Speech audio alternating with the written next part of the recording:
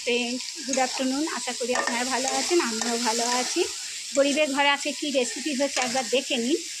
আমার ফেভারিট মাছ মুরালি মাছ। মুরালি মাছটাই লাল করে ভেজে তুলে নিয়েছি। আমরা সবসময় একটুখানি মাছটা ভাজা একটুখানি কড়া করে ভাজি, লাল করে ছাঁকা তেলে ভাজি। এবারে আমরা তো কাঁচা লঙ্কা খাই, তাই এই কাঁচা লঙ্কা, পেঁয়াজ, কাঁচা লঙ্কা লাল হয়ে যেতে এবারে তারপরে প্রয়োজন মতো হলুদ দিলাম, লবণটা আগে দিয়ে দিয়েছি। লবণ দিয়ে কিছুক্ষণ নাড়ার পরে এইবার হলুদ দিলাম। গ্যাসটা আস্তে আস্তে করে করছি, টাইমের মধ্যে বলতে হবে, তাই এটা সব কিছুতে একটা টাইমের ব্যাপার আছে, লিমিট আছে না। এই লঙ্কার গুঁড়ো দিচ্ছি। এবারে কাশ্মীরি লঙ্কা দিচ্ছি কালার হওয়ার জন্যে, কারণ কাঁচা লঙ্কার তরকারি তো সাদা হয়ে থাকে, একটু কালার হওয়ার জন্য একটু কাশ্মীরি লঙ্কা ইউজ করি আমরা। আগে করতে হতো না, আগে গুঁড়ো লঙ্কা খেতাম বলে করতে হতো না, কিন্তু এই রিসেন্ট আমি অপারেশন হয়েছি, ওই জন্য কাঁচা লঙ্কা খেতে হয় বলে ওই জন্য।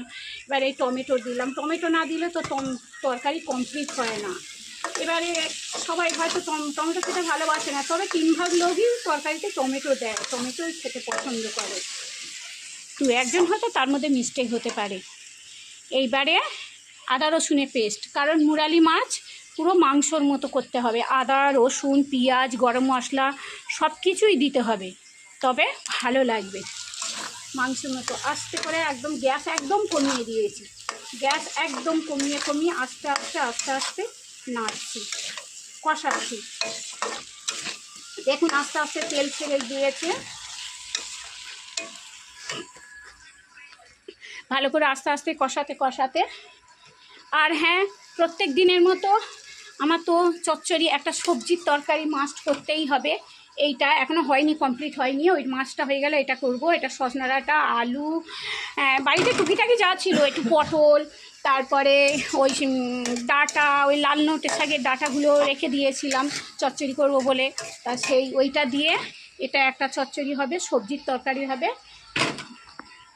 সবজির তরকারি আমি খেতে খুব ভালোবাসি, ওরা খুব একটা খায় না বললেই চলে, তবুও একটু একটু করে ওদের জোর করে আমি সবাইকে অল্প অল্প করে খাওয়াই। সবজি তরকারি একটু খেতে হয়, না খেলে হয় না।